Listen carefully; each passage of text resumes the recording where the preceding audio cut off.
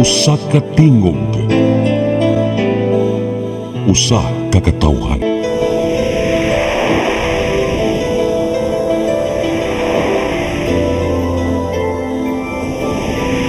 Cebu Catholic Television Network. PRO7 Action Files. Mga panghitabo naglambikit sa katawan. Ihatagan ng aksyon o kasulbaran sa kapulisan. PRO7 Action Files. Base sa talaan sa Police Regional Office 7. Nakakasong panayong gisubay. Hatagan ng katinawan. Pinaagid ng maong tulumanon. PRO7 Action Files. Habang kaninyo sa Police Regional Office 7 o NTV CCTN. PRO7 Action Files.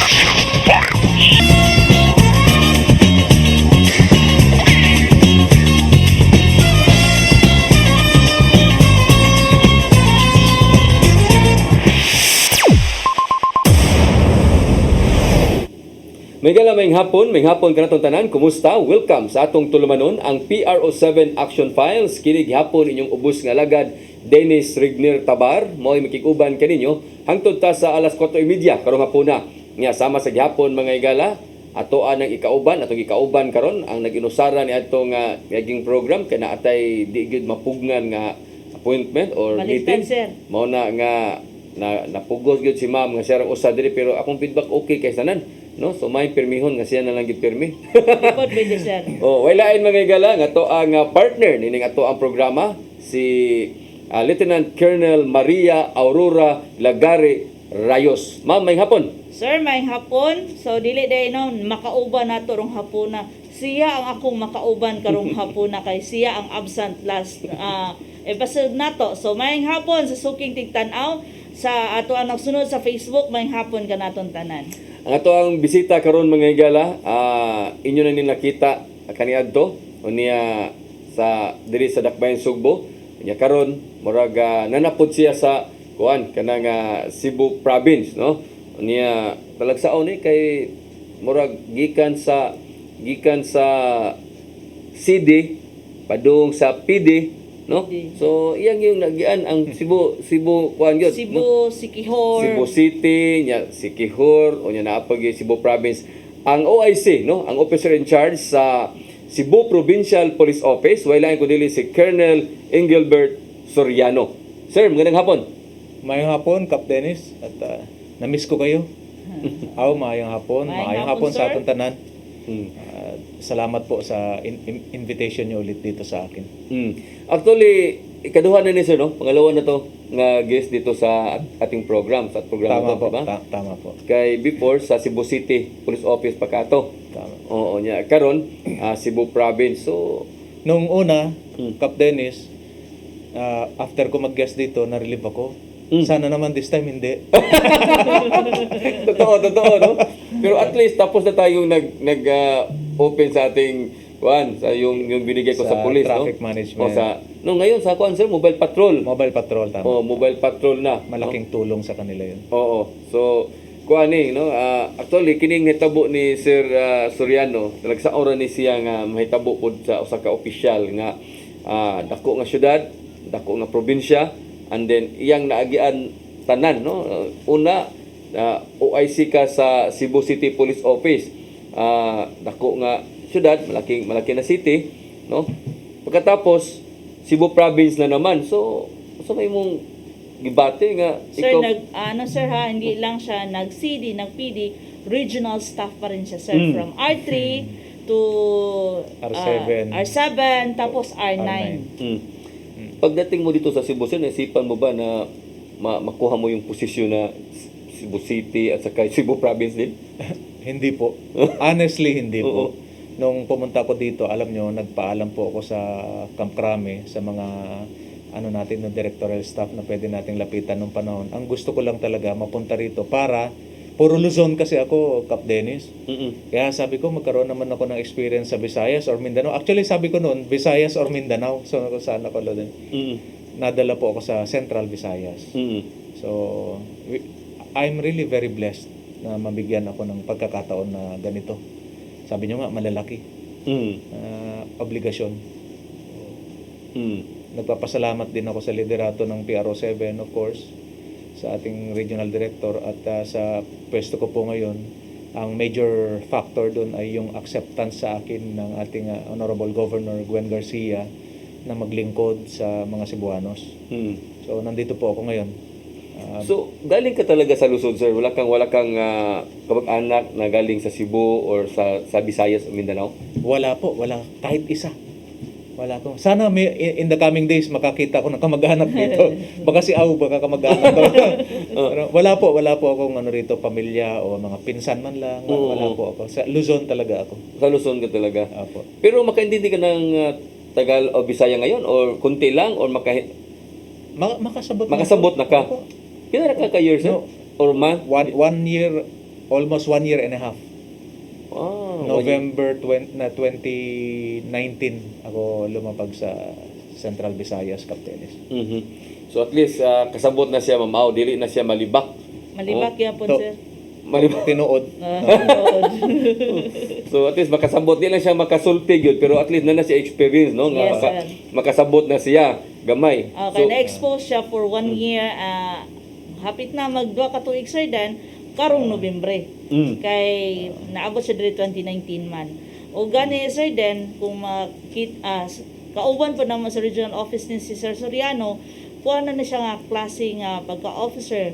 Cool ra gyud kay ni siya, maski pressure na kayo, siya ra gyud ang mumotivate sa mga tao nga dili ta magpadala sa pressure. So mao na siya, mura bag stabilizer siya, sir, den ba nga dili ta magpadala kay once gali nga muulbo tanan, wala gyud tay mabuhat. Ang Cebu Province, sir, imo bang gi-applyan gyud as a PD or gi-open ba na and then ni-apply ka kay Gwen Garcia, dili na siya inana gyud nga kanabang kuan nga kinsa lang diya mo pili gyud na siya, no? Iya ginang tarong muhasas mo tan-aw gyud na siya, and then sa tanan nga mga ni-apply, ikaw maoy napili nga di gyud ka wa gani kay parinti or kadugo gyud nga Subuanon. So ni-apply ka, sir, ana? Yes po. I went through the process, Cap Dennis. Sometime last December, I was told that Cebu Province has been declared as open for yung application ng provincial director. I didn't ask kung bakit kasi alam ko the incumbent that time was Colonel Collado. So, lahat naman kaming officers sa third level, lagi kang mag-i-aim ng pwesto dyan. Ang hindi ko lang gusto yung kailangan magsiraan ba, na siraan mo yung incumbent para ikaw ay makapwesto. Wala sa vocabulary ko yun. So I went through the process. Nag-submit ako through email sa SOPPB, sa Senior Officers Placement and Promotion Board sa Kamkrame, na nag-i-screen ng mga applicants. Luckily, I was able to land in the shortlist. At kasama ko po dyan, siyempre sa shortlist kasi usually kasamang incumbent dyan. Ilan ba yun? 5? At least 5? Tatlo po yung sinubmit. Tatlo. And then a certain Colonel Fortaleza, and then ako. Never expected po na mapipili tayo dyan. Then, I know we have a very intelligent, very smart, siguro na governor sa ating probinsya. At I'm sure nagtanong-tanong din, wala naman po. Ang pinagmamalaki ko na lang po ay minamahal natin ang serbisyo natin at mga kasama ko para silang nagiging pamilya sa akin. Siguro she asked around din kung anong mga feedback sa atin, and I'm really blessed na she chose me among the contenders. So bakal up to work ako kaagad 2 weeks ago at nandito po ako ulit ngayon sa inyo. Nagkausap na ba kayo ni Governor at sinabi ba niya kung ano yung mga nagustuhan niya sa'yo or ano bang mga qualification na nakita niya na ikaw ang napili niya? Hindi ko na tinanong, baka basta po ang nakita ko na lang yung kanyang personal letter addressed to the Chief PNP and the Regional Director of PRO7 na ako ang kanyang pinipili as her personal choice to be the next PD of Cebu Province. So ako naman po, regardless kung ano ang nangyari during the process, basta ako, ngayong nandito na ako, papapilan ko yung aking role as PD Cebu. Malaki ang expectation, no, galing kay Gob, kasi alam mo na si Gob, sabi mo kanina smart, and then meron siyang mga talagang gusto niya ba na para sa Cebu Province, ito ang gawin natin para maganda yung Cebu Province at sa peace and order na ma-maintain lahat. So, ano ba yung marching order niya sa'yo? Yung right after I got my orders as the OICPD, I went to the office of the governor at nagpakita po ako kaagad sa kanya. The very first thing that she told me was regarding the implementation of itong mga health protocols natin. She was very concerned with the poor constituents of the province. Dahil sa isang mahirap na tao, yung tigi 3 pisong mas, napakahirap na po yan, mabigat yan.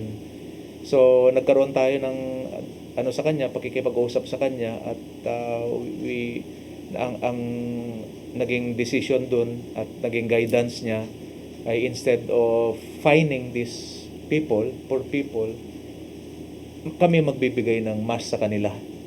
At nagbigay naman po sila ng libo-libong mask sa atin a week ago. Yan po ang ginagamit ngayon ng ating mga stations para ipamigay sa mga tao. Instead na i-fine sila ng 500 pesos or more sa kanilang violation. Hindi pa ako nahirapan, sir. Kasi dito sa Cebu, sabi nila, sa Cebu City, kailangan mayroon talagang penalty or fine kasi yung mga tao matigas ang ulo, kahit ulo, di gyud mo ugway penalty, di gyud mo pa to. How about sa province? Unsa may imong tan-aw lahi ba ang sa province o sa mga tao kay ikaw gikan jud ka sa Cebu City, no? Kadi ka sa Cebu City, alam mo na yung stand. Patakaran. Yung sabi sa Cebu City, kailangan talaga yung mayroong penalty kasi kung walang penalty, yung mga tao hindi sumusunod. Doon sa Magre-relax. province, oo. Ironically, Kap Dennis, mas maraming sumusunod sa walang fine. Yun ang observation ko kasi okay, may mga lugar makikita natin like Metro Manila na sobrang higpit ng health protocols pero nag-shoot up talaga yung cases nila. Dito sa atin sa probinsya, luckily hindi tayo talaga nag-shoot up ng todo despite the open policy of our governor. Kaya ngayon ang galaw ng PNP Cebu ay i-align na rin natin dun sa programa ng ating governor at provincial government na no fine na rin tayo. Instead, i-remind natin sila na proteksyonan ang kanilang sarili at proteksyonan ng mga taong nakakasama nila. Talagang i-educate sila. I-educate instead of punishing them, educate them. Yun po ang prinsipyo na ating basihan sa enforcement natin sa Cebu Province. So, malaki yung problema mo dito kasi yung mga nagpidi doon sa Cebu Province, talagang mayroong mga pangalan, no? Then malaki din ang mga tako sa dahimo ba, no? Like itong Sir Balmuria, no? General Balmuria, General Comendador, no? General Giliama, si Digal. So, marami. Di ba? So, anong nakita mo dyan? Sana makasunod din ako dun sa mga nabanggit mo, Kap. Ako po, trabaho lang. Oo. Regardless kung gaano kalaki yung nasa harap kong trabaho. At sabi nga ng ating PIO kanina, very graceful akong tao. Basta nakangiti ka lang, parang magtatrabaho, nagiging yung mahirap, nagiging madali. So, I'm a naturally happy person. Kaya hindi ako madaling mapasimangot. Kaya ganun din ang impluwensya ko sa mga tao ko. Alam niyo po, yung first week ko, yung April 26 to May 2, talagang sumipa din talaga ang Cebu PPO in terms of accomplishment. Kaya masaya ako na namomotivate ko sila despite the situation. May mga situations din dyan na ang tinitingnan ko kasi yung magandang partnership ng Chief of Police saka Mayor. Kaya may mga konti naman, karamihan, siguro 99%, ang ganda ng mga working relationships nila. At maswerte ang mga Chief of Police natin, ako rin, dahil sa suporta na binibigay sa kanila ng kanilang mga mayors, sa kanilang mga programa. Walang masyadong problema. Meron lang isa siguro na hindi nagkaintindihan sa gustong mangyari sa trabaho. And ang tendency kasi ng ibang officers dyan is to insist kung ano yung gusto nila. Nandyan ang ama ng bayan kailangan din talagang i-balance lahat. Correct, correct. So, Sir Den, no? Doon sa, Sir Den, ang LGU kasi sila yung pinakamalaking factor na ma-maintain yung peace and order. Kung wala yung LGU, Sir Den, wala yung suporta nila in terms of gas allocation, doon sa police station. So, hindi talaga, kasi magkano lang naman yung MOA ng PNP, Sir Den, para mapatakbo niya ang buong municipality or buong city. Kung wala yung support ng LGU, Sir Den, so kukulangin talaga. So without the Sir Den, yung suporta ng mga local chief executive natin, Sir Den, doon sa PNP. So piang gid mi. Kumbaga pilay talaga kami. Mo na So, gisulti ni sir nga kinahanglan do nagay maayong relationship yes, gyud Sir Den. ang hipe ug ang local chief executive. Yes, Sir Den. Tinuod. So karon unsa may imong gihimo karon, imo na bang nasuroy ang tanan nga mga police station all over Cebu province or wala pa? For the first 2 weeks, Kap Dennis, napuntahan ko yung 6 na component cities. At napakaganda ng mga nakita ko. May mga napuntahan na rin ako municipalities like Concepcion, Medellin, Consolacion. Consolacion. Akala ko Yeah. nasa Tarlac ako. Consolacion, Oh. Medellin, San Remigio, yan. Dito naman, San Fernando, Sir, may Danao pa, Sir. Minglanilla, Danao, napuntahan ko yung Danao. Component cities. Basta yung component cities, inuna kong pinuntahan. Mm. And then, konti-konti. Bukas, mag-station visit ulit ako. Usually, I spend my mornings outside sa mga stations or nagko-courtesy call ako sa mga partner agencies natin. Like yesterday, nasa NICA ako. Kasi kailangan natin ng NICA. Then, I have also already visited PIDEA. Meron kami mga programs na ipapatupad laban sa illegal na droga. Alam niyo po, yung April 26 to May 2 ko, ito nakaraan na linggo, Kap Dennis, Yes, Sir. nakaneto kami na almost 1 million worth of drugs eh. At saka 70 na drug personalities ang naaresto namin. Many of them are HBI. So, meron kaming patupad na implement na 177 na warrants of arrest for a week. At 6 na illegal possession of firearms, yung warrantless arrest namin. So, ito yung gusto kong i-sustain, i-maintain, and i-improve further in the coming weeks pa. Dinedevelop ko na rin po yung pag-submit ng weekly consolidated report ng PPO sa ating Honorable Governor para po nakikita niya yung picture ng peace and order para mag-guide din siya dun sa mga polisiya na kanyang itataas sa Provincial Council. So, Sa imong pagsuroy-suroy sa province, sir, sa mga police station, sa mga component cities, unsa imong nakita, no? Nga angay natong barag iusab or angay nimong idugang kung anon nga problema, unsa imong nakitang problema sa mga police station pagsuroy nimo so far? isa pong concern dyan na nakikita ko yung sa traffic. Marami ang mga traffic accidents.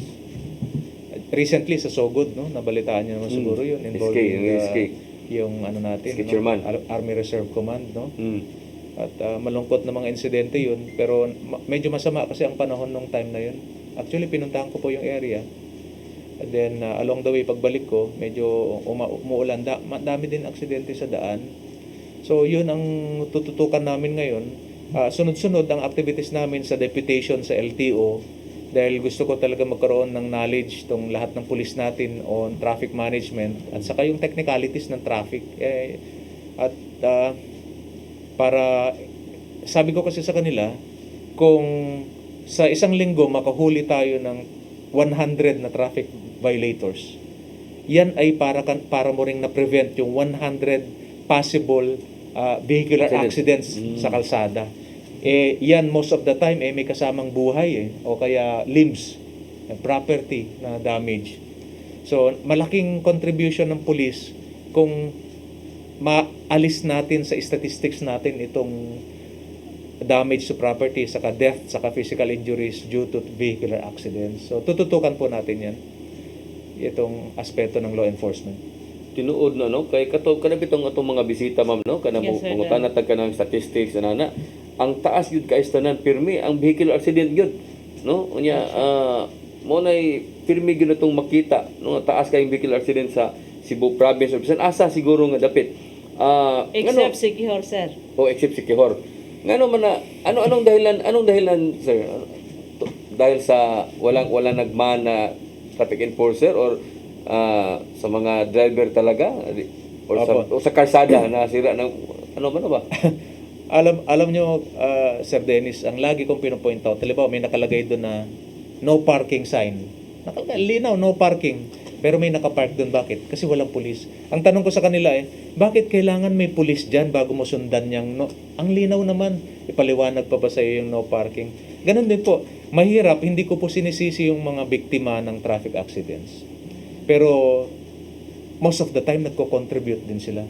Makakita ka, mag-drive ka dyan sa ating may national highway Kala mo siya ang buhay niya ba? Parang pusa, sir. Parang pusa, talagang walang katakot-takot. Ikaw na naka four-wheel drive, ikaw pa yung matatakot So, may negligence din po talaga sa part ng ating mga motorist. So again, ang pag-address natin dito is sa tingin ko ay proper education, awareness sa yung structure ng kalsada. Minsan kasi hindi na nila nakikita, may maliit na butas pala, dyan nadidisgrasya, hindi napapansin yung traffic sign, dire-diretso, doon nabubundol. And so many other factors. Meron nakalagay, reduce speed. Pero instead na reducing. Overspeeding pa. Overspeeding. Alam niyo po, yung mga ganyang pagkakataon, hindi man mabantayan ng pulis yan Na talagang one-on-one na titingnan mo lahat na hindi po. Without the cooperation of the public, talaga pong mangyayari talaga itong traffic accidents natin. Sige. Sa atong pagbalik mga higala, atong sutan ang lain pa nga mga isyu nga may labot gihapon sa Cebu Provincial Police Office, labi na sa mga report nga doon na sa mga pulis nga mga badlungon, no? Discuss po din nato, sir, dan ang kanang gipatuman sa atong regional director karon katong discipline zone. Kung asa na tadapit sa tibuok probinsya sa Sugbo ang napatuman sa discipline zone. Ito na isgutan, may higala sa itong pagbalik, please stand by. PRO7 Action Files.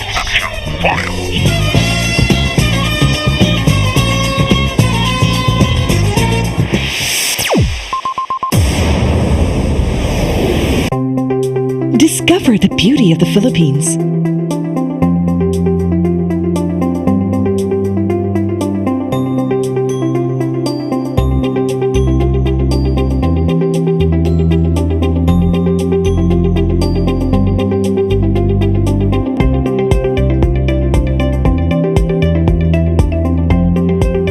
With Philippine Airlines, the country's flag carrier.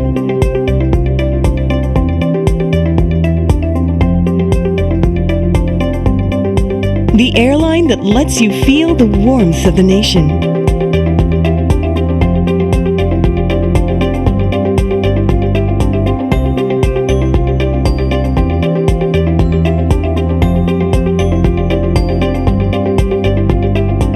Mabuhay!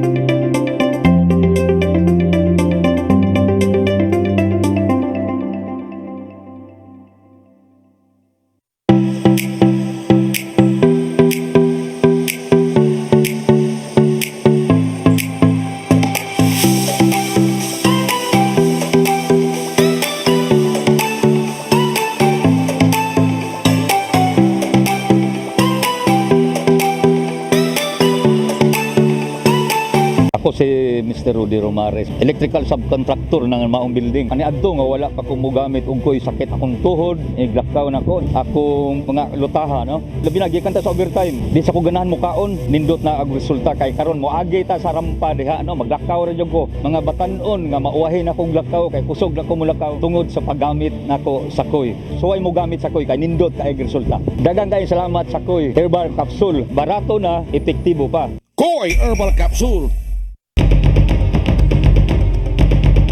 Batuki ang COVID-19. Tulo kahugna sa COVID. COVID sa ilong lang, bitamina C, kasagaran walay hilanat. Asymptomatic, walay simptomas. COVID sa tutunlan, katol ang tutunlan. Panahon sa kaayuhan o sa kaadlaw.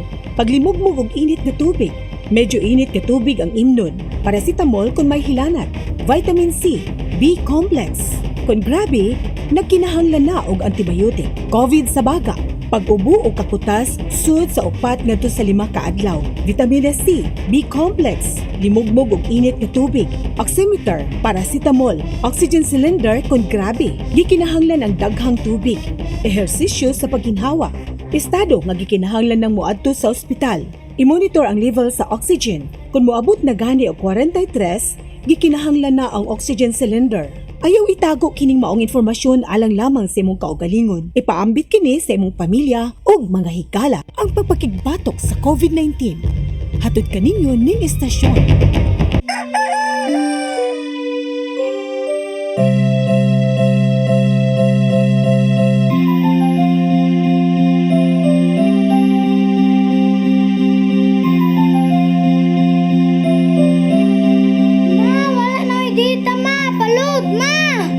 Sorry ma'am, na-late ko. Nangita pa mong gugo para internet sa kong anak ma'am. Ay wala na yung problema. Mag-Sinisibu! Sinisibu, Sinisibu, for your internet connection and for the signal of your cable TV. so fast and straight the transmission to your home. Sinisibu! Sinisibu, Sinisibu offers you to have fiber optics For your viewing experience, perfect and clear, so fine. so great and affordable for you to enjoy. Sinisibu Television Network Incorporated offers fiber to the home broadband internet bundled with fiber to the home cable TV connection. Sinisibu Television Network Incorporated with its operation in Metro Cebu and the whole province of Cebu soon. And affordable for you to enjoy. Sinisibu! For inquiries, please visit us at www.cinecebu.com. Cine Cebu, connecting communities, creating connectivities. PRO7 Action Files.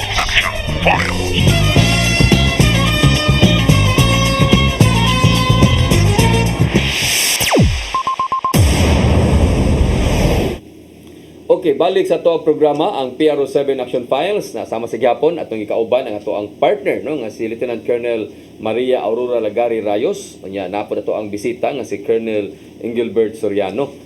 Sir, sa imong pagsuroy-suroy dito, ang ato ang mga police station owned by PNP na or ang uban wa pa gid sila kaugalingon nga police station naa pa gyapon sa mga munisipyo na Yeah, through deed of donation or use of RAP, almost lahat ng merong standard design na station, Cap Dennis, okay na sila. Pero I just found out recently, katulad ng San Remio, wala pa silang bagong building. May luma pa yun, part pa ng munisipyo yung kanilang ginagamit. Pero very supportive si Mayor Martinez. Pinakita niya sa akin actually yung kanyang through deed of use of RAP na ibibigay niya. And then tinanong ko sa ating supply officer dito sa logistics, meron na din po silang ginagawa na papel para ma-requestan yun ng building sa PNP, sa Kamkrame. So hopefully, during my time, ma-address ko yung lahat ng wala pang standard stations na magawan po natin ng paraan. Meron naman pang pondo dyan. importante siya no na meron talagang mga standard na police station na design, di ba? Kaya hindi naman siguro mahirap yung magkuha ng pondo galing sa PNP. Yung kailangan lang sa PNP, yung lang donation. Opo, either donation o talagang Use of RAP. Use of RAP o talagang yun nga, yung donation bigay sa atin talaga. So dahan-dahan magagawa po natin yan. Very very supportive naman ng LGU po ng mga mayors ng Cebu. Kumusta ang Talisay, sir? Unsay imong plano sa Talisay, no? Kay Bauta ang Talisay City during sa time ni General Sinas o sa mga hippie diya like karon ni Pilare, marag na maintain Manila yung dati yung ano ba yun? Tangke, sir. Tangke. Kasi, di ba, the most palaging bigkas ni PRRD is Tangke, Talisay, na doon maraming drugs. Tapos, nung nandito na si General Sinas, yun yung natutukan, hanggang na nalinis talaga, sir. Then, so, ano po yung project, sir? Opo.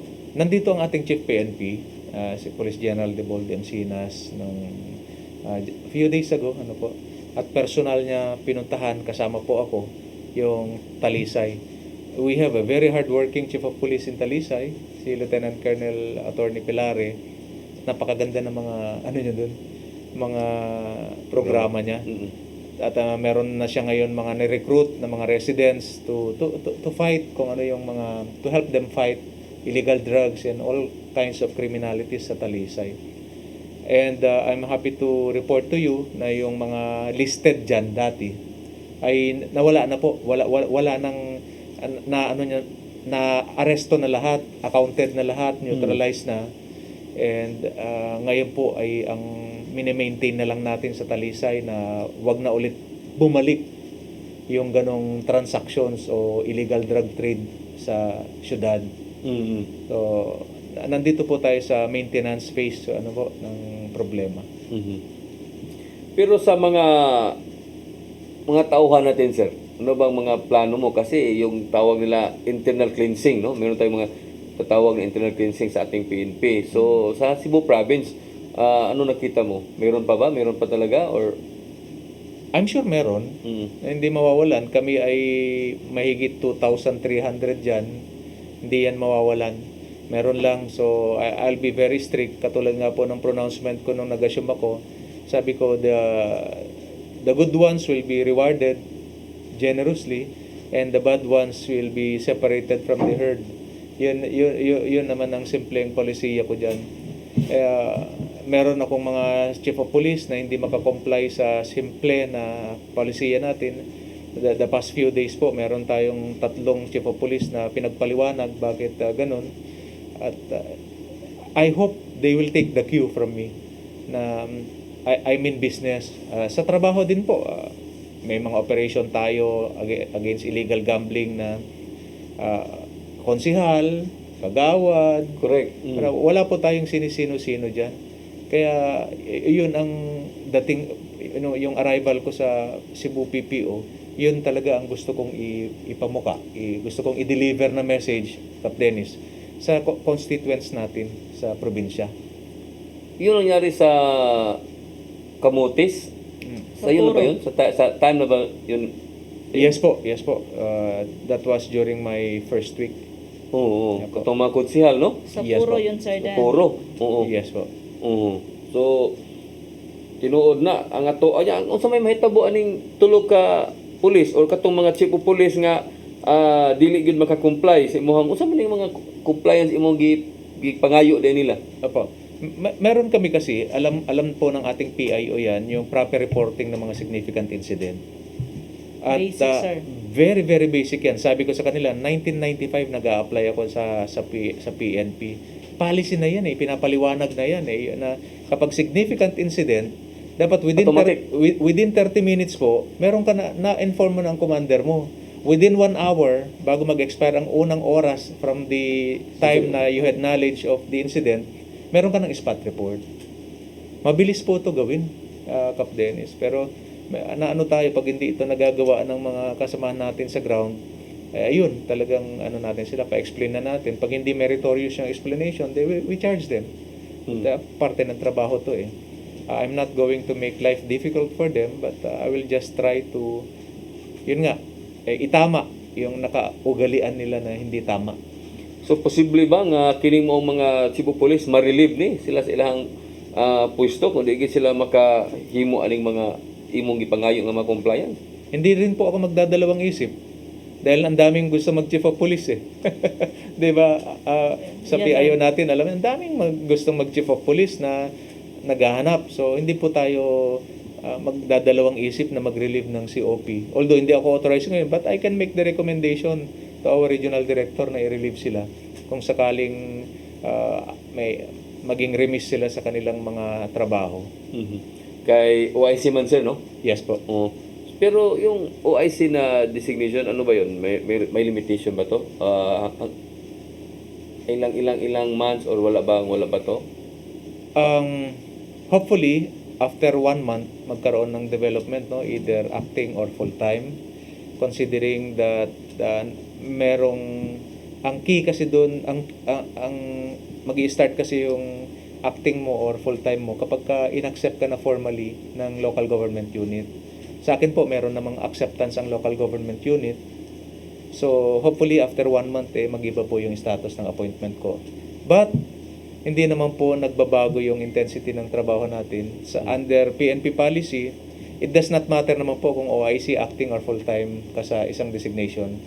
Basta maka at least 6 months ka, it counts as one full term po yun. So after OIC acting Pwede rin po mag-jump from OIC to full-time. full time.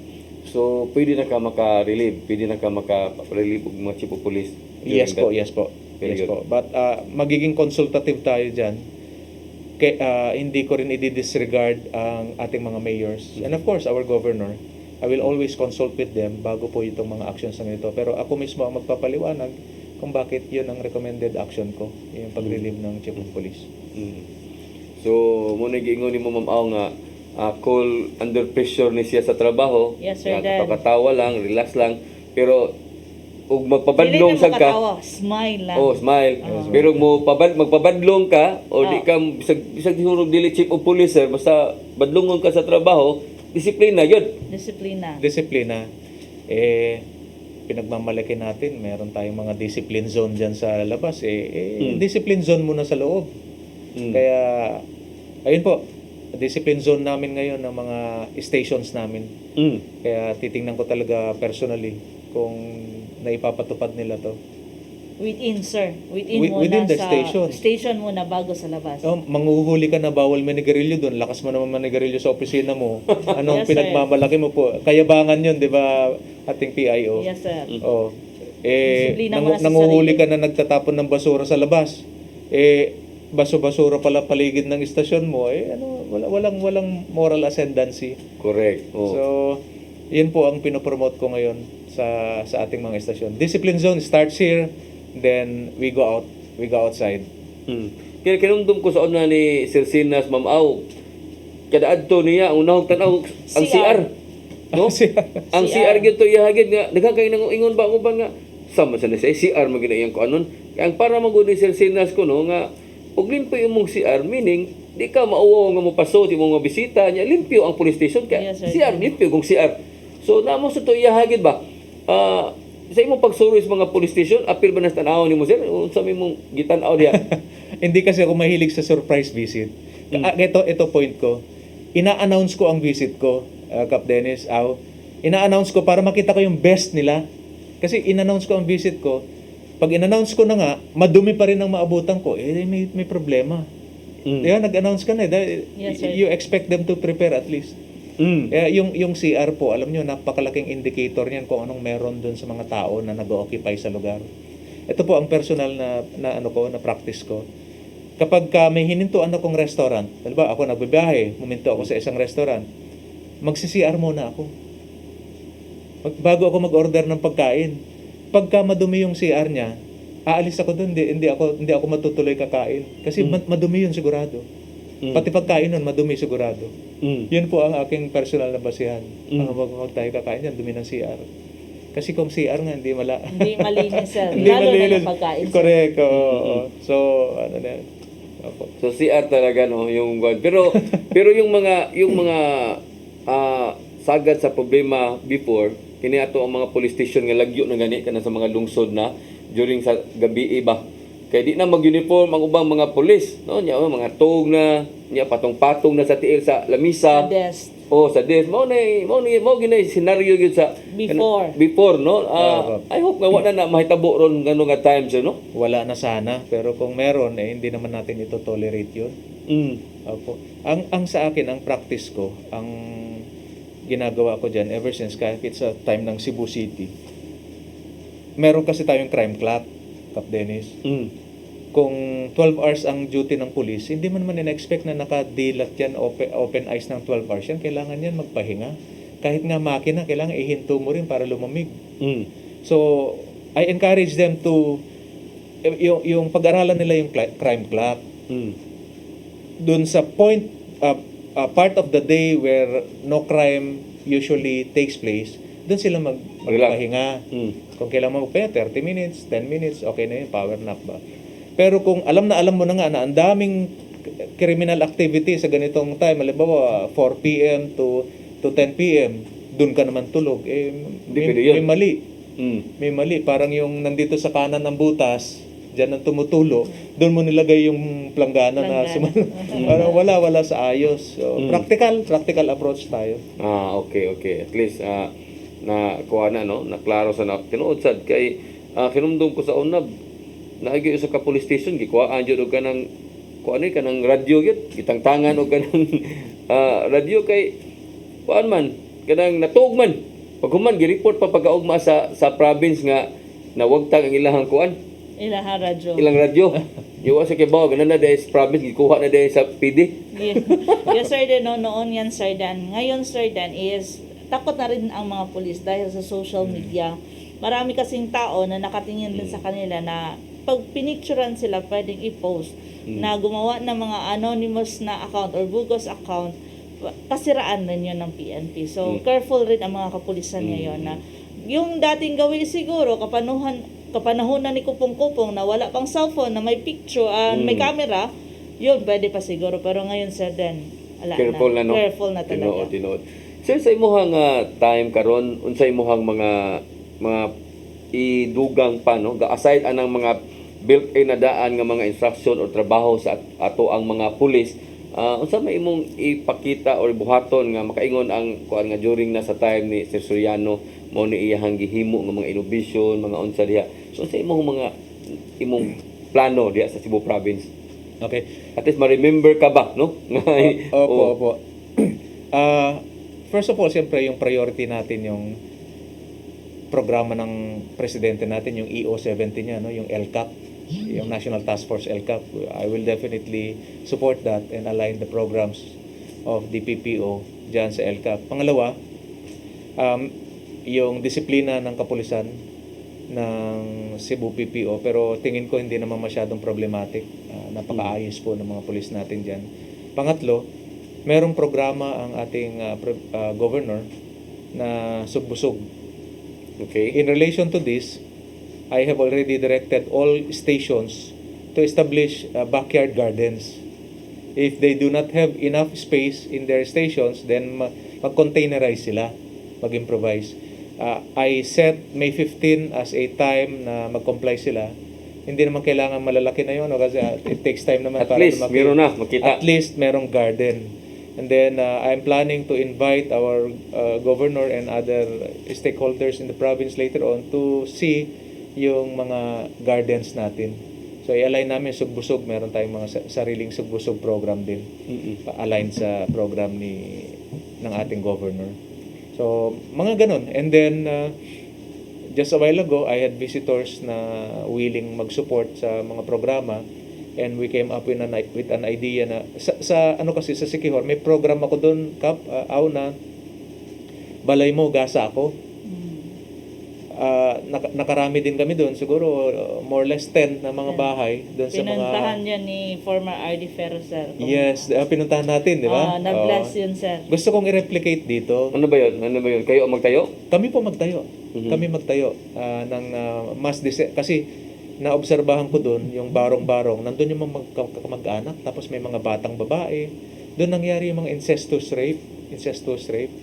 So, at saka iba-ibang krimen pa. Pag lasing yung uncle, lasing yung lolo, ginagalaw niya yung mga bata. No?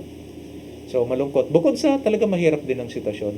So, sa 50 na aking police stations, if we can do we can help just one family per quarter, 50 families yan per quarter. That's 200 families in a year.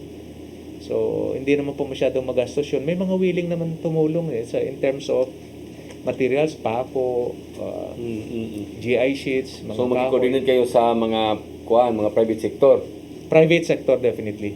Tama yun, private sector, kasi ayaw natin na makulayan yung ating project. So, ito, in the coming weeks siguro, i-conceptualize na namin to. Sir, mahirap naman yung pera sa pulis na din gamitin. Yes, sir. Ang pera sa pulis, sir, doon kami nag-aambag-ambag for the barangayanihan in line with the sugbusog. Right. So, kasama yung sugbusog doon, sir, sa barangayanihan ng PNP. Sa province, dako man nag-area diha, so magtanong-tanong gyud mo diha sa province gyud kay mo may imong program ka. Yes po, pati PPO din, magjo-join din kami. Oo. Sa Sa headquarters. headquarters. Yes po, yes po. Mhm. So yung walang area, yung sabi mo kayo na, yung walang area, so pwede sa Paso. Mag-containerize sila. Yeah, Oh. either paso o mag-improvise sila ng lagyan nila ng lupa. Mhm. Kasi yung semento, lagyan mo ng hollow blocks. Tapos pwede mo nang tambakan ng lupa yan eh. Pwede mo nang pagtamnan yun. Kung So, at talong, least- kamatis, ganyan, Oo. pwede naman. At least meron silang garden talaga. Meron silang garden. And sila din naman makikinabang doon. Mhm. So muna tinuod na no, muna yung programa karon ni Governor Gwen, sugbusog. Sugbusog. Oh. Dati sir, kung naka-remember ka, yun yung ang programa niya isaksak dahil doon sa naglas yung rice natin, kamote tsaka yung rice pinaghalo, kaya saksak ang tawag doon. Oh. Yun para daw hindi magutom yung mga Sugboanon. So maganda talaga yung programa ni Governor kasi para pinagpatuloy pa rin sir. At least ngayon binalik na naman niya doon sa basic, which is yung gardening. Kasi May Visayas na slogan yun eh, mamamayang busog, safe at malusog. yun sir. Tinuod. So naaba kay gipangayo ni Governor Gwen during sa imong time karon or imong nakita nimo nga kuwang sa tuang kapulisan nga imong i-request ni Governor Gwen or ano sa may gihatag ni Governor Gwen karon nga support nato sa Cebu Province? Wala man po ang naisip ko lang ngayon, in the past days kasi may mga VIPs tayo. And ang nakita ko diyan yung namin, yung motorcycle ba? Yung big bikes na para sa mga yung Sport. tinatawag nilang hatak. So wala tayo diyan. Siguro in the coming weeks I might mention this to our honorable governor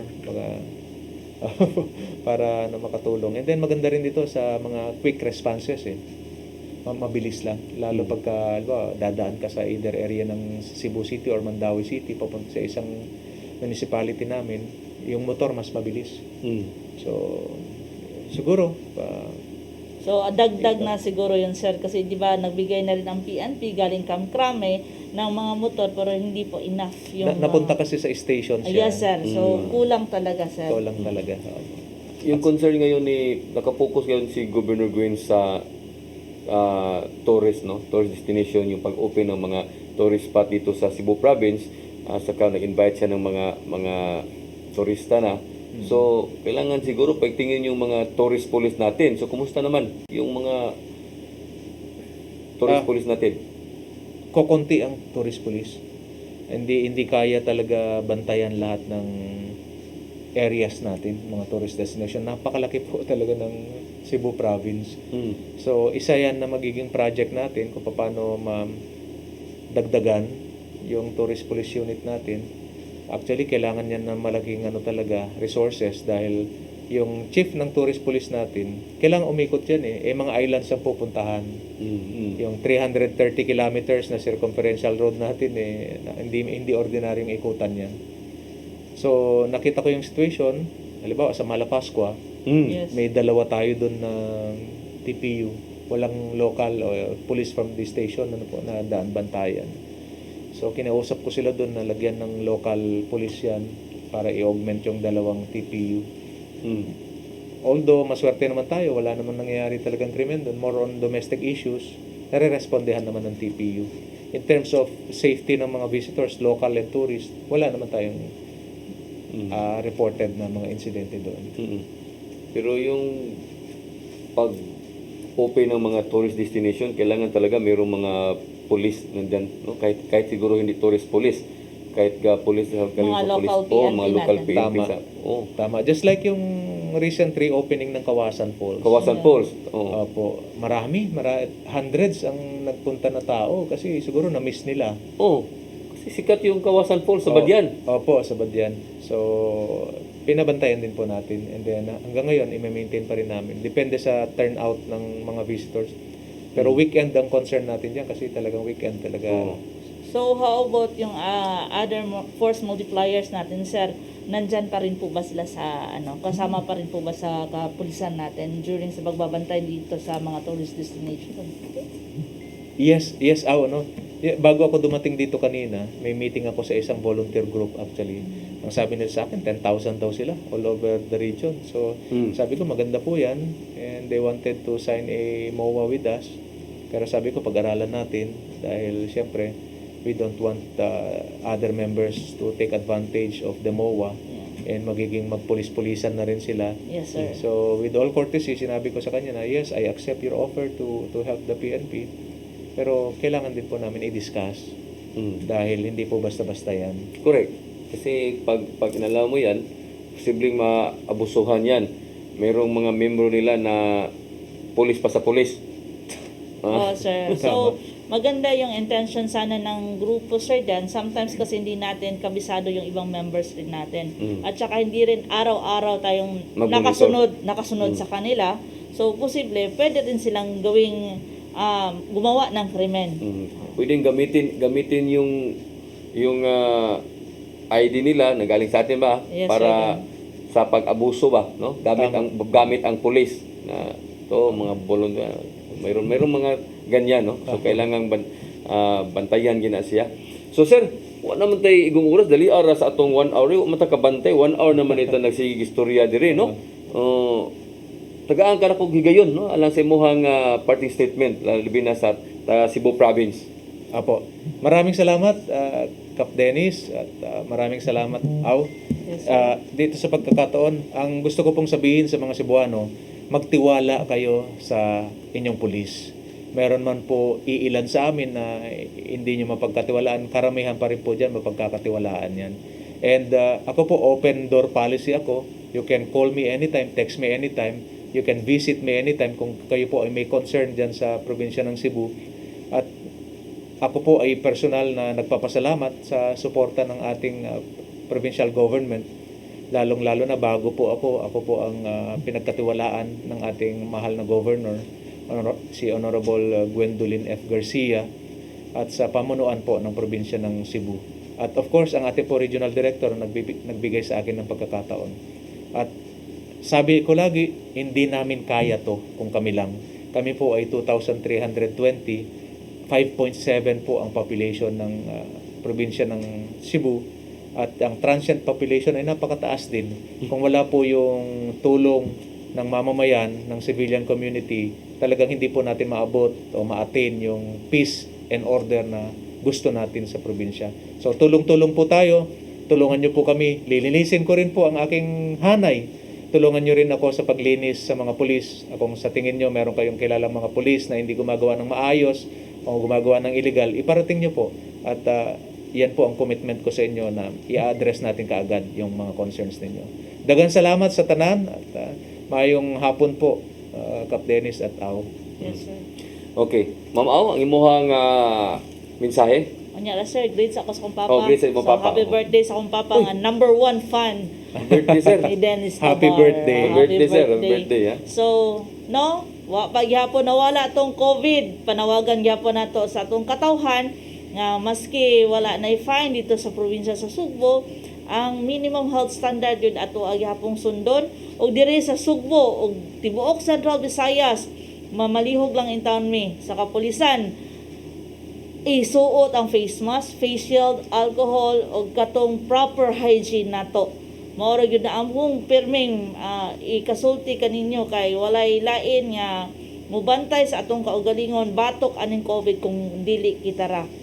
On behalf na lang sa amo ang Regional Director nga si Police Brigadier General Ronnie Seroy Montejo, kami sa Police Regional Office 7 mapasalamaton kaninyong tanan og maayong hapon. Alam niya ito nawahin sa pagtanaw sa ato ang program, doon natin replay, no? Doon natin replay sa ato ang program ugma, alas 9 hangtod sa alas 10 sa gabi, 9 to 10 sa gabi na ugma, may ato ang replay.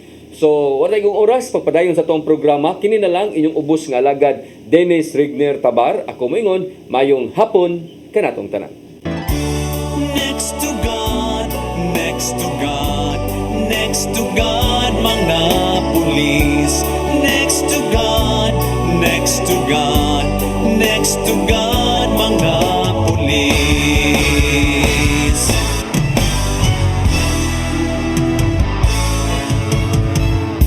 Baha ug landslide, tao na makwit, pulis, pulis, kuha ami please. Linog tsunami, Ginoo ko, pulis, pulis, salbahami please. Balay na sunog, butang na nga og daw, pulis, tawag bong.